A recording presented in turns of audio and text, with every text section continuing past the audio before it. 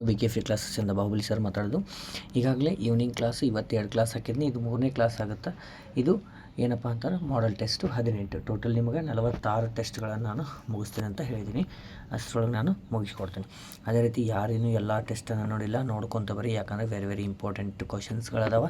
ಎಲ್ಲ previous year question ಕೇಳಿದಂಥವ ಎಲ್ಲ ಅವರು ಹಾಕಿದ್ದು. Okay, done. ಲೇಟ್ ಮಾಡೋದು ಬೇಡ, ಫಸ್ಟ್ ಕ್ವಶನ್ನ ನೋಡ್ತಾ ಹೋಗೋಣ. ಓಕೆ, ಫಸ್ಟಿಗೆ ಜಿ ಕೆ ಕ್ವಶನ್ ನೋಡಿರಿ, ಯಾವ ರೀತಿ ಕ್ವಶನ್ಸ್ ಐತೆ ಅಂತೇಳಿ. 2023ರಲ್ಲಿ ಉದ್ಘಾಟನೆಗೊಂಡ ಅಗರ್ತಲಾ ಅಖೌರಾ ಗಡಿಯಾಚೆಗಿನ ರೈಲು ಲಿಂಕ್ ಯೋಜನೆ ಭಾರತದ ಅಗರ್ತಲಾ ಮತ್ತು ಯಾವ ದೇಶದ ಅಖೌರನ್ನು ಸಂಪರ್ಕಿಸುತ್ತದೆ ಅಂತಂದರೆ ಇದು ಬಾಂಗ್ಲಾದೇಶದಲ್ಲಿರುವಂತಹ ಒಂದು ಪ್ಲೇಸು. Very important. ಪ್ಲೇಸ್ಗಳ ನೆನಪಿರಲಿ, ದೇಶಗಳ ನೆನಪಿರಲಿ. Okay, done. ನೆಕ್ಸ್ಟು 2ನೇ ಕ್ವಶನ್. ಡಿಸೆಂಬರ್ 2023ರಲ್ಲಿ ವಿಷ್ಣು ದೇವ್ ಸಾಯಿ ಅವರು ಭಾರತದ ಯಾವ ರಾಜ್ಯದ ಮೊದಲ ಬುಡಕಟ್ಟು ಮುಖ್ಯಮಂತ್ರಿಗಳಾದರು? ಭಾಳಷ್ಟು ಇಂಪಾರ್ಟೆಂಟು. ಮೊದಲ ಬುಡಕಟ್ಟು ಮುಖ್ಯಮಂತ್ರಿ ಅಂತೇಳಿ ಛತ್ತೀಸ್ಗಢ. ನೆಕ್ಸ್ಟು, ಭಾರತೀಯ ಚುನಾವಣಾ ಆಯೋಗವು ಲೋಕಸಭೆ ಚುನಾವಣೆ 2024ರ ಇತಿಹಾಸದಲ್ಲಿ ಮೊದಲ ಬಾರಿಗೆ ವಿಕಲಚೇತನರಿಗೆ ಮತ್ತು ಎಷ್ಟು ವರ್ಷ ಮೇಲ್ಪಟ್ಟ ನಾಗರಿಕರಿಗೆ ಮನೆಯಿಂದಲೇ ಮತದಾನ ಸೌಲಭ್ಯವನ್ನು ಮಾಡಿಕೊಟ್ಟಾರೆ? 85 ಮತ್ತು ಅದಕ್ಕಿಂತ ಹೆಚ್ಚು. ವೆರಿ ಇಂಪಾರ್ಟೆಂಟ್, ಇದು ಕೂಡ ವೆರಿ ಇಂಪಾರ್ಟೆಂಟು. Okay, done. 4ನೇ ಕ್ವಶನ್. ಗುಲಾಮಗಿರಿ ಎಂಬ ಪುಸ್ತಕವನ್ನು ಬರೆದವರು ಯಾರಂತಂದ್ರೆ ಜ್ಯೋತಿರಾವ್ ಫುಲೆ ಅವರು. ನೆಕ್ಸ್ಟು, ಸಿಖ್ ಧರ್ಮದಲ್ಲಿ ಕೆಳಗಿನ ಯಾವ ಹಬ್ಬವನ್ನು ಬಂದಿ ಚೋರ್ ದಿವಸ ಎಂದು ಆಚರಿಸಲಾಗುತ್ತದೆ ಅಂತಂದ್ರೆ ದೀಪಾವಳಿ ಹಬ್ಬವನ್ನು ಆಚರಣೆ ಮಾಡ್ತಾರೆ. ನೆಕ್ಸ್ಟು, ಹೀನಯಾನ ಮತ್ತು ಮಹಾಯಾನ ಯಾವ ಧರ್ಮಕ್ಕೆ ಸೇರಿವೆ ಅಂತಂದ್ರೆ ಬೌದ್ಧ ಧರ್ಮಕ್ಕೆ ಸೇರಿವೆ. ಆಮೇಲೆ ಜೈನ ಧರ್ಮದಲ್ಲಿ 2 ಅರ್ಥ, ಒಂದು ಶ್ವೇತಾಂಬರ, ಇನ್ನೊಂದು ದಿಗಂಬರ. ನೆಕ್ಸ್ಟು, ಕೆಳಗಿನ ಯಾವುದು ಅಕ್ಷಾಂಶ ವೃತ್ತದ ಹೆಸರಾಗಿದೆ ಅಂತಂದ್ರೆ ಇದು ಕರ್ಕಾಟಕ ಸಂಕ್ರಾಂತಿ ವೃತ್ತ. ಯಾವುದು? ಕರ್ಕಾಟಕ ಸಂಕ್ರಾಂತಿ. ಟಾಪಿಕ್ ಆಫ್ ಕ್ಯಾನ್ಸರ್ ಅಂತೀವಿ. ನೆಕ್ಸ್ಟು 8ನೇ ಪ್ರಶ್ನೆ. ಭಾರತದ ಯಾವ ಪರ್ವತದ ಶ್ರೇಣಿಯು ವಿಶ್ವದ ಅತ್ಯಂತ ಎತ್ತರದ ಶಿಖರವನ್ನು ಒಳಗೊಂಡಿದೆ? ಇದು ಹಿಮಾಲಯ. ಯಾವುದು? ಹಿಮಾಲಯ ಶ್ರೇಣಿ. ನೆಕ್ಸ್ಟು, 2011ರ ಜನಗಣತಿ ಪ್ರಕಾರ ಯಾವ ಕೇಂದ್ರಾಡಳಿತ ಪ್ರದೇಶವು 2ನೇ ಅತ್ಯಂತ ಕಡಿಮೆ ಲಿಂಗಾನುಪಾತವನ್ನು ಹೊಂದಿದೆ ಅಂತ ಸಕ್ಸೇಶ್ವ ಅಂತೀವಿ? ಯಾವುದಂತಂದ್ರೆ ಚಂಡೀಗಢ. 3ನೇ ಆಂಗ್ಲೋ ಮರಾಠ ಯುದ್ಧವು ಕೆಳಗಿನ ಯಾವ ಒಪ್ಪಂದಕ್ಕೆ ಸಹಿ ಹಾಕುವುದರೊಂದಿಗೆ ಕೊನೆಗೊಂಡಿತು ಅಂತಂದ್ರೆ ಮನ್ಸೌರ್ ಒಪ್ಪಂದ. ಯಾವುದು? ಟ್ರೀಟಿ ಆಫ್ ಮನ್ಸೌರ್. ನೆಕ್ಸ್ಟು, ಬರೇಲಿಯಿಂದ 1857ರ ದಂಗೆಯಲ್ಲಿ ಪಡೆಗಳ ನೇತೃತ್ವದಲ್ಲಿ ವಹಿಸಿದ್ದರು. ಯಾರು ವಹಿಸಿದ್ರಪ್ಪ ಅಂತಂದ್ರೆ ಬಖ್ತ್ ಖಾನ್ ಅವರು. ಯಾರು? ಬಖ್ತ್ ಖಾನ್. ನೆಕ್ಸ್ಟು 12ನೇದು. ಶುಭಮ್ ಗಿಲ್ ಯಾವ ಕ್ರೀಡೆಗೆ ಸಂಬಂಧಿಸಿದ್ದಾರೆ ಅಂದರೆ ಕ್ರಿಕೆಟ್ಗೆ ಸಂಬಂಧಿಸಿದಂತಹ ಒಬ್ಬ ಆಟಗಾರರು. ನೆಕ್ಸ್ಟು, ಭಾರತದ ಸಂವಿಧಾನದ ಯಾವ ವಿಧಿಯು ಧರ್ಮ, ಜಾತಿ, ಲಿಂಗ ಮತ್ತು ಜನ್ಮಸ್ಥಳದ ಆಧಾರದ ಮೇಲೆ ತಾರತಮ್ಯ ಮಾಡಲು ನಿಷೇಧಿಸಲಾಗಿದೆ ಅಂತಂದ್ರೆ ಆರ್ಟಿಕಲ್ ಯಾವುದು? 15. ಭಾರತ ಸಂವಿಧಾನದ ವಿಧಿ 17 ಏನನ್ನು ರದ್ದುಗೊಳಿಸುತ್ತದೆ ಅಂತಂದ್ರೆ ಅಸ್ಪೃಶ್ಯತೆಯನ್ನು ರದ್ದುಗೊಳಿಸುತ್ತದೆ. ನೆಕ್ಸ್ಟು, ತರಂಗ ಶಕ್ತಿ ಜಂಟಿ ಸಮರಾಭ್ಯಾಸ ಭಾರತ ರಕ್ಷಣಾ ಪಡೆಗಳೊಂದಿಗೆ ಸಂಬಂಧಿಸಿದೆ ಅಂತಂದ್ರೆ ಇದು ಭಾರತದ ವಾಯುಪಡೆಗೆ ಸಂಬಂಧಿಸಿದೆ. ಅಂದ್ರೆ ವಾಯುಸೇನೆ, ಏರ್ಫೋರ್ಸ್. ಇದು ಜಿ ಕೆಗೆ ಸಂಬಂಧಪಟ್ಟಂತಹ 18ನೇ ಟೆಸ್ಟ್ನ ಕ್ವಶನ್ಗಳು. ನೆಕ್ಸ್ಟು, ಸೈನ್ಸ್ಗೆ ಸಂಬಂಧಪಟ್ಟದ್ದು. ವಸ್ತುವೊಂದು ತನ್ನ ಚಲನೀಯ ಸ್ಥಿತಿಯ ಬದಲಾವಣೆಗೆ ಒಡ್ಡುವ ಪ್ರತಿರೋಧವನ್ನು ಏನೆಂದು ಕರೆಯುತ್ತಾರೆ? ಓಕೆ, ಏನೆಂದು ಕರೆಯುತ್ತಾರೆ ಅಂತಂದ್ರೆ ಇದಕ್ಕೆ ನಾವು ಜಡತ್ವ ಅಂತೀವಿ. ಏನು? ಜಡತ್ವ. ಓಕೆ, ನೆಕ್ಸ್ಟು 17ನೇದು. ಕೆಳಗಿನ ಯಾವುದು ವಿದ್ಯುತ್ ಪ್ರವಾಹದ ಉಷ್ಣೋತ್ಪನ್ನ ಪರಿಣಾಮದ ಅನ್ವಯಕ್ಕೆ ಒಂದು ಉದಾಹರಣೆಯಾಗಿದೆ ಅಂತಂದರೆ ಎಲೆಕ್ಟ್ರಿಕ್. ಇದು ಇಸ್ತ್ರಿ ಪೆಟ್ಟಿಗೆ ಅಂತೀವಿ, ಐರನ್ ಬಾಕ್ಸು, ಅದು ಒಂದು ಉದಾಹರಣೆ. ನೆಕ್ಸ್ಟು, ವಸ್ತುವೊಂದರ ವೇಗೋತ್ಕರ್ಷವು ಏನಾಗಿರಬಹುದು ಅಂತಂದ್ರೆ ಇಲ್ಲಿ ಧನಾತ್ಮಕ ಅಥವಾ ಋಣಾತ್ಮಕ ಯಾವುದಾದ್ರೂ ಆಗ್ಬೋದು, 2. ನೆಕ್ಸ್ಟು 19ನೇದು. ನಾವು ಓಮಿಕ್ ಪ್ರದೇಶದಲ್ಲಿ ವಾಹನಗಳ ಮೂಲಕ ವಿಭವಾಂತರ ವಿ ಮತ್ತು ವಿದ್ಯುತ್ ಪ್ರವಾಹ ಐ ಗ್ರಾಫ್ನಲ್ಲಿ ಗುರುತಿಸಿದರೆ ಅದು ಹೀಗಿರುತ್ತದೆ ಅಂತಂದ್ರೆ ಮೂಲ ಬಿಂದುವಿನ ಮೂಲಕ ಹಾದು ಹೋಗುವ ಸರಳ ರೇಖೆಯಂತೆ ಅದು ಒಂದು ಕಾಣುತ್ತದೆ.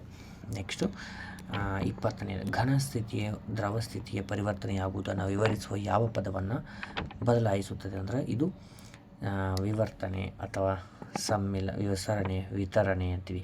ಇದು ಫ್ಯೂಷನ್ ಅಂತೀವಿ. ಯಾವುದು? ಫ್ಯೂಷನ್, ಸಮ್ಮಿಲನ. Okay, done. ಸಾಬೂನುಗಳು ಎಂದರೆ ಏನಂತಾರೆ? ದೀರ್ಘ ಸರಪಳಿ ಅಂದರೆ ಉದ್ದನೆಯ ಸರಪಳಿಯ ಕಾರ್ಬಾಕ್ಸಿಲಿಕ್ ಆಮ್ಲಗಳ ಸೋಡಿಯಂ ಅಥವಾ potassium. First one is right. Next 22. ಕ್ಷಾರಲೋಹಗಳು ಅಂತೀವಿ. ಚಾಕುವಿನಿಂದ ಸುಲಭವಾಗಿ ಕತ್ತರಿಸಬಹುದು, ಏಕೆಂದರೆ ಅವು ಕಡಿಮೆ ಸಾಂದ್ರತೆಯನ್ನು ಹೊಂದಿದ್ದು ಕಡಿಮೆ ಕರಗುವ ಬಿಂದುವನ್ನು ಹೊಂದಿರುತ್ತವೆ. ನೆಕ್ಸ್ಟು ನೋಡಿರಿ, ಡಿಪೋಸಿಷನ್ ಪ್ರೊಸೆಸ್ ಯಾವುದರ ಪರಿವರ್ತನೆಯನ್ನು ಒಳಗೊಂಡಿರುತ್ತದೆ ಅಂತಂದ್ರೆ ಅನಿಲ ಘನ ಸ್ಥಿತಿಗೆ ಬದಲಾಗುವುದು. ಏನ್ರಿ? ಅನಿಲ ಘನ ಸ್ಥಿತಿಗೆ ಬದಲಾಗುವುದು. Option number A.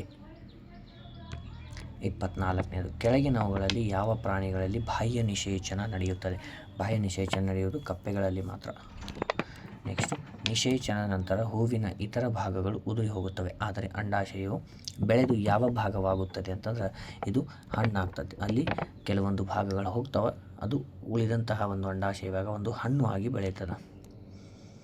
ನೆಕ್ಸ್ಟು 26ನೇದು, ನಾಸಿಕಾ ಕುಹರದಿಂದ ಗಾಳಿಯು ನಮ್ಮ ಶ್ವಾಸಕೋಶವನ್ನು ಯಾವುದರ ಮೂಲಕ ತಲುಪುತ್ತದೆ? ಇದು ಶ್ವಾಸನಾಳದ ಮೂಲಕ ತಲುಪುತ್ತದೆ. ವಿಂಡ್ ಪೈಪ್ ಅಂತೀವಿ. ಕಳಪೆ ನೈರ್ಮಲ್ಯ ಮತ್ತು ಕಲುಷಿತ ಕುಡಿಯುವ ನೀರು ಈ ಕೆಳಗಿನ ಯಾವ ಕಾಯಿಲೆಗೆ ಕಾರಣವಾಗುತ್ತದೆ ಅಂದರೆ ಕಾಲರಾ ರೋಗಕ್ಕೆ ಕಾರಣವಾಗುತ್ತದೆ. ಅಡುಗೆ ಮಾಡುವಾಗ ಶಾಖದಿಂದ ಸುಲಭವಾಗಿ ನಾಶವಾಗುವ ವಿಟಮಿನ್ ಯಾವುದು ಅಂತ? Vitamin C. ಕೆಳಗಿನ ಯಾವ ಅಂಗವ್ಯೂಹ ಅಂಡಾಶಯಗಳು ಫಲೋಪಿಯನ್ ನಳಿಕೆಗಳು ಮತ್ತು ಗರ್ಭಾಶಯದಿಂದ ಮಾಡಲ್ಪಟ್ಟಿವೆ ಅಂತಂದ್ರೆ ಮಹಿಳಾ ಪ್ರಜನಕ ಅಂಗವ್ಯೂಹ. Okay, next 30. ಈ ಕೆಳಗಿನ ಯಾವ ಜೀವಿಯ ತುಣುಕುಗಳು ಮತ್ತು ತುಂಡುಗಳು ಹೊಸ ಜೀವಿಗಳಾಗಿ ಬೆಳೆಯುತ್ತವೆ ಅಂದರೆ ಸ್ಪೈರೋವೇರಾ. ಇದು 3ನೇ ಸಲ ಅಥವಾ 2ನೇ ಸಲ ಕ್ವಶನ್ ಬಂದಿದ್ದು ಈ ಕ್ವಶನು. ಈಗ 18 ಪೇಪರ್ಗಳಲ್ಲಿ ಬಂದದ. ಓಕೆ, ಇದು ಸೈನ್ಸಿಗೆ ಸಂಬಂಧಪಟ್ಟಂಥ ಪ್ರಶ್ನೆಗಳು. ಇನ್ನು ಮ್ಯಾಥ್ಸ್ಗೆ ಸಂಬಂಧಪಟ್ಟದ್ದು ನೋಡಿರಿ. ಏನಲ್ಲ ಫಸ್ಟ್ ಕ್ವಶನ್, 4 ಸಂಖ್ಯೆಗಳ ಸರಾಸರಿ 15 ಆದರೆ ಅವುಗಳ ಮೊತ್ತ ಅಂದ್ರೆ 4 × 15 ಅಂದರೆ ಎಷ್ಟಾಯಿತು? 60 ಅವುಗಳ ಮೊತ್ತ. Option number A is right. Next 3 ಸಂಖ್ಯೆಗಳ ಸರಾಸರಿ 20, ಅವುಗಳಲ್ಲಿ 2 ಸಂಖ್ಯೆಗಳ ಮೊತ್ತ 40 ಅಂತಂದಾಗ ನಾವು ಫಸ್ಟಿಗೆ 3 ಸಂಖ್ಯೆಯ ಮೊತ್ತ ಎಷ್ಟು? 60, ಅವುಗಳಲ್ಲಿ 2 ಸಂಖ್ಯೆ 40 ಕೊಟ್ಟಾರ, ಮೈನಸ್ ಮಾಡಿದರೆ ಎಷ್ಟು ಬಂತು? 20. ನೆಕ್ಸ್ಟು ಭಿನ್ನ ರಾಶಿಗಳ ಸಂಕಲನದ ಕೆಳಗಡೆ ಇರುವಂಥ ಸಂಖ್ಯೆ ಸೇಮ್ ಅದ. 5, 3, 8 ಅಂದರೆ 8/11. Option number first is right. Next 34. 4 ಅಂಕಿಯ ಅತ್ಯಂತ ದೊಡ್ಡ ಸಂಖ್ಯೆ ಅಂತಂದ್ರೆ 499. 4 ಅಂಕಿದಂದ್ರೆ 3999. 2, 3, 8ರ ಲಸ ಅಂತಂದ್ರೆ 24 ಬರುತ್ತೆ.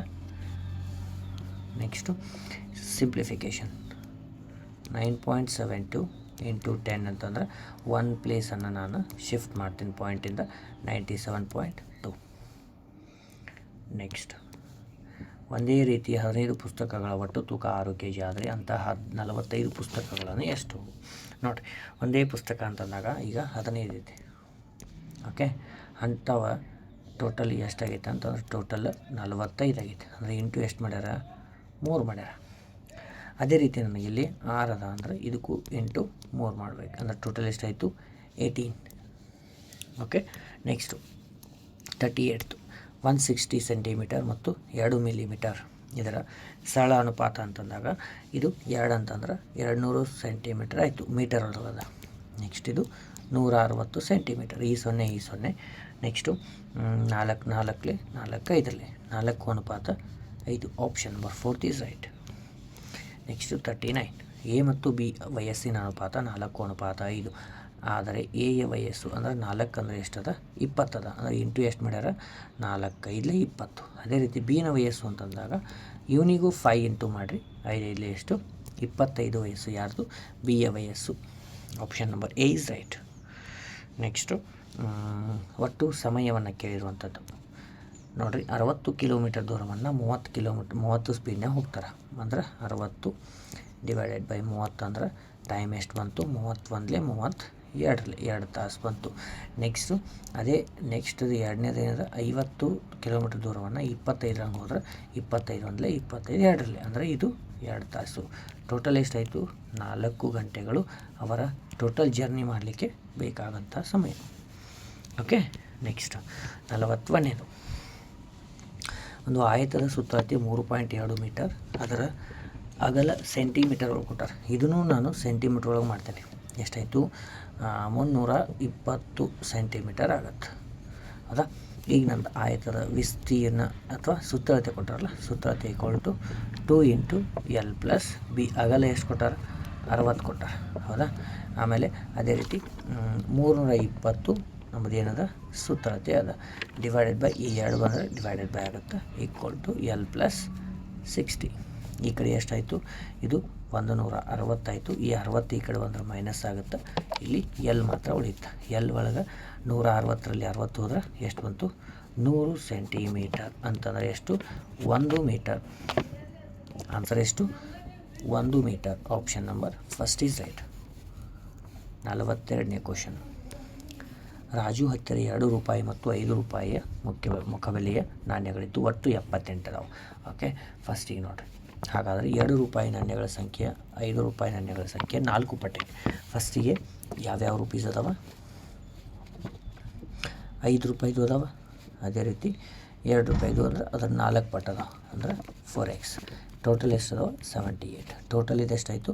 ನಮ್ಮದು 13x ಆಯಿತು, = 78. ಅಂದರೆ x ಎಷ್ಟಾಯಿತು? 13 ಅಂದರೆ 13 6 78. ಅಂದರೆ x = 6 ಬಂತು. ಅವ್ರು ಕೇಳಿದ್ದೇನು? 2 ರೂಪಾಯಿ ನಾಣ್ಯಗಳು ಎಷ್ಟು ಅಂದಾಗ 4 ಟೈಮ್ಸ್ ಅಂದಾಗ 4x. 4 × x = 6 ಅದ. 6 4 ಎಷ್ಟು? 24. Option number first is right. Okay, done. Next 3ನೇ ಕ್ವಶನ್. ಒಂದು ತ್ರಿಕೋನದ ಕೋನವು x, 2x, 2x ಈ 3 ರೀತಿ ಕೋನಗಳದಾವ. ಹಾಗಾದರೆ ಎಕ್ಸನ ಮೌಲ್ಯವೆಷ್ಟು ಅಂತಂದಾಗ ಎಕ್ಸ್ಗಳು ಎಷ್ಟು ಅದಾವ ನೋಡ್ರಿ? x + 2x, 2x = ಒಟ್ಟು ಮೊತ್ತ ಎಷ್ಟಿರುತ್ತೆ? 180 ಆಗುತ್ತೆ. Total 5x = 180. ದೆನ್ x = 5 ಆ ಕಡೆ ಹೋಗಿ ಡಿವೈಡೆಡ್ ಬೈ ಆಗುತ್ತೆ.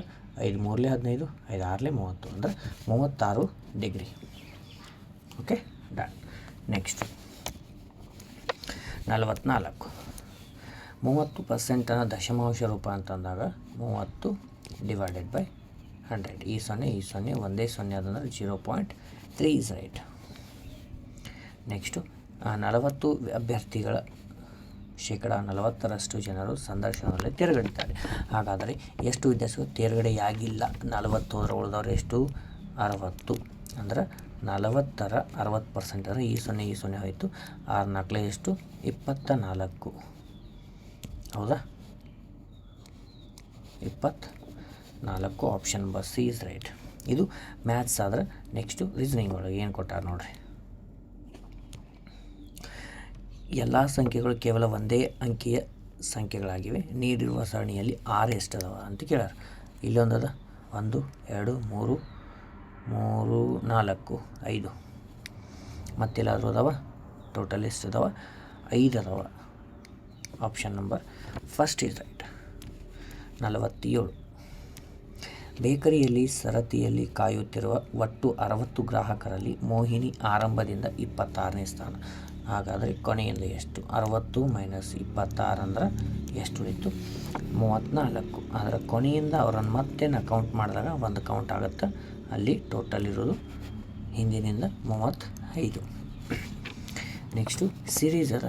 ಸಿರೀಸ್ ಒಳಗೆ ಇಲ್ಲಿ ಏನು ಕೇಳ್ಯಾರಪ್ಪ ಅಂತಂದ್ರೆ D E H E ಅಲ್ಲ F ಅದ. F H J L ಒಂದಕ್ಕೊಂದು ನಾವು ಡಿಫ್ರೆನ್ಸನ್ನು ಚೆಕ್ ಮಾಡಿದ್ರೆ 2 ಗ್ಯಾಪ್ ಅದ. ಅದೇ ರೀತಿ L ಆದಮೇಲೆ +2 ಮಾಡಿದರೆ ನಾವು ಏನು ಬರುತ್ತೆ? N ಬರುತ್ತೆ. ಯಾವುದು? N. Option number 3 is right. Next 49ನೇ ಪ್ರಶ್ನೆ. ಶಬ್ದಗಳ ಅರೇಂಜ್ಮೆಂಟ್ ಅದ. ಫಸ್ಟಿಗೆ ನಮಗೆ ಯಾವ್ದು ಬರುತ್ತೆ? 4ನೇದ ಯಾವುದು? ಬಿ ಅದ. ಹೌದಾ? ಫಸ್ಟ್ನೇಕ್ಕೆ ಯಾವ್ದು ಬರುತ್ತೆ? ಬಿ. ಅಂದರೆ 4ನೇ ಲೆಟ್ರ್ ಬರುತ್ತೆ. ಫಸ್ಟ್ 4ನೇ ಲೆಟ್ರ್ ಎಲ್ಲದ? ಇಲ್ಲದ ನೋಡಿರಿ. ಓಕೆ, ಹೌದಾ? ಆಪ್ಷನ್ಗಳು ಮೂರನೇದು ಬರುತ್ತೆ, 4 2. ಫಸ್ಟ್ನೇದು 4 ಅಂದ್ರೆ ಒಂದನೇ ಆಪ್ಷನ್ ಅಂದ್ರೆ ಮುಗಿದೋಯ್ತು. ನೆಕ್ಸ್ಟ್ ಈಚ್ ಎಂಬ ಪದ ನೋಡಿರಿ, EACH ಇದನ್ನೇನಂತ ಬರ್ತಾರೆ 8 5 4 6.